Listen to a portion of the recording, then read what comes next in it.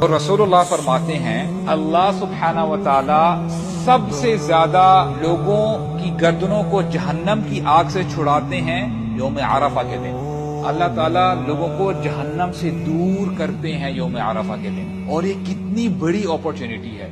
جب اللہ سبحانہ و تعالیٰ یہ عمل کر رہے ہوں تو ہمیں کس حال میں ہونا چاہیے؟ ہمیں دعا کرنی چاہیے۔ اسی لیے فرمایا گیا نا کہ سب سے بہترین دعا یوم عرفہ کے دن کی جانے والی دعا ہے۔ ہم نے زیادہ سے زیادہ دعا کرنی ہے، اور آپ کو پتہ ہونا چاہیے یہی تو ہمارا مقصد ہے اس دنیا میں آنے کا۔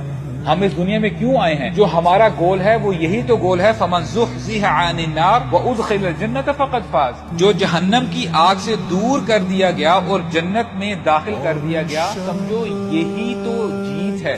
This person is victorious۔ اس بندے کی اصل جیت ہے۔ تو ہم نے کرنا یہی ہے کہ جب اللہ سبحانہ و تعالی عرفہ کے دن یہ عمل کر رہے ہوں تو